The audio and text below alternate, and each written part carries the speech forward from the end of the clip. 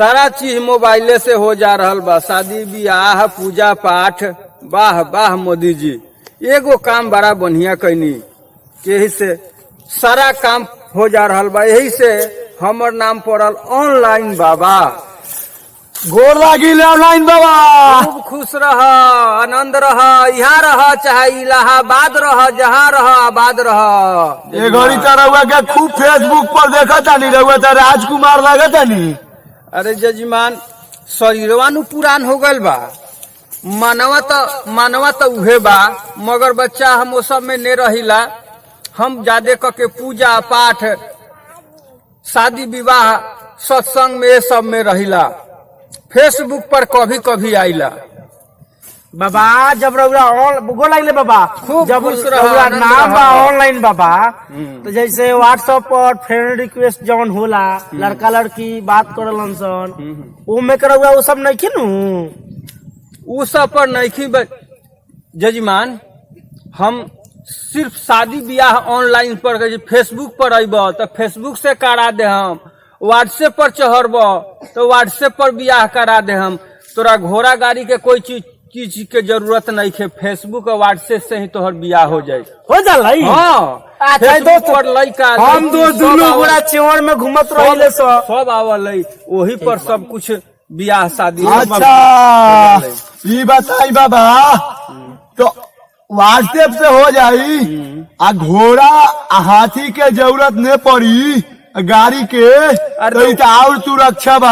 अब फेसबुक पर बतियाइए और व्हाट्सएप पर चढ़ के शादी बस करके जाइए। ठीक बा बाबा, आते दोस्त हमके गाँव में दूसरा कौन जाई लफड़िया बाटे। ऑनलाइन बाबा हिला दी हो। अरे कम खर्चा में ऑनलाइन में बियाह हो जाला। तब बाबा दक्षिणा तो बहुत कम खर्चा में 149 के पहले रख, लेकिन अब हो गल बा 199 रुपया में ऑनलाइन बियाह हो जा रहल बा। 240 में सब कुछ हो जाये। अच्छा बाबा, 240 में सब हो जाये, तो यानी मोबाइल रिचार्ज हो जाये कि बियाहवा हो जाये? बियाहवा हो जाये जजमान। तो बियान बाबू के पैसा चोराए। हाँ, फेसबुक पर आई है और व्हाट्सएप पर चढ़ के जाइ है।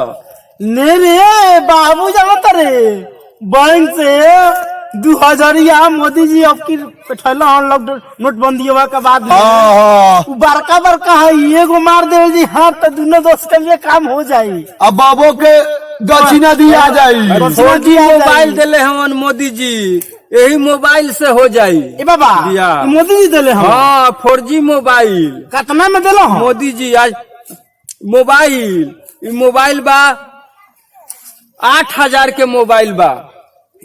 कितना दिन के भइल बाबा? 5 साल। 5 साल का हो गए। 5 साल से मान ले बढ़िया पैकेट।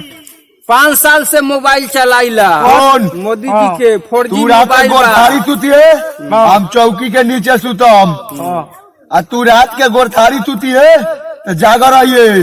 ठीक बा बाबू के गोर तू दावत रहबे, हम में काम घसका दे। चिंता का करे बारे। ताली तब जय हो ऑनलाइन बाबा। जय ऑनलाइन बाबा।